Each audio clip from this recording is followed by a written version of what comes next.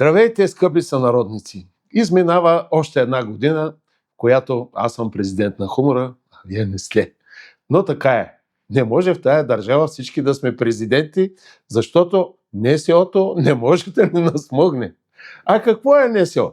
Това е незаконно родено дете между черна нинджа и жълта таксиметрова кола.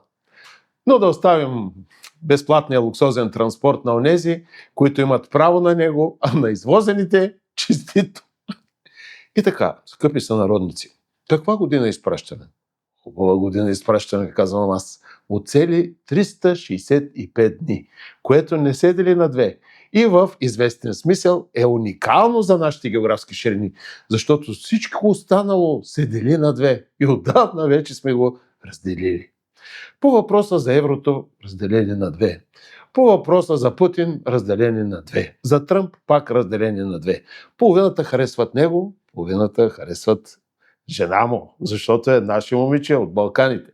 За ваксините пак сме на две. За вероучението на две. Дали земята е кръгла, пак на две. Дори по въпроса къде да ида на море, и там сме на две. В смисъл на две колони към Халкидики. Като едната винаги кара по-бързо, за да докаже на другата, че не са достатъчно оправни. Някой казва, че това разделение между нас никога не може да бъде преодоляно. Но не е така, скъпи сънародници. Ето вижте, магистрала Тракия.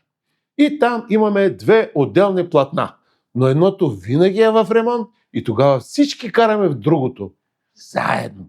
Само нещо трябва да се повреди преди това и сме заедно. Значи има надежда. На финала. Искам на финала да ви кажа какво ни предстои.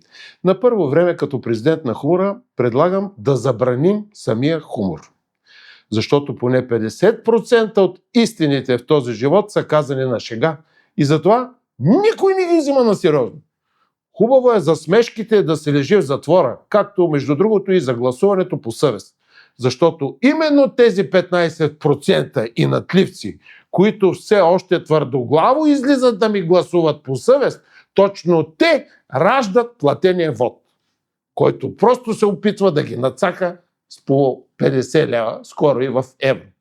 Затова, ето казвам ви, спрете честния вод и платения вод ще изчезне от само себе си. Малко, но на време. Трети закон на Нютон. На всяко действие равно по сила противодействие. Всичко е физика. Физика. Затова пазете си физиката и не прекалявайте с сърмите по празниците. Защото не всичко в този живот е само мръвка.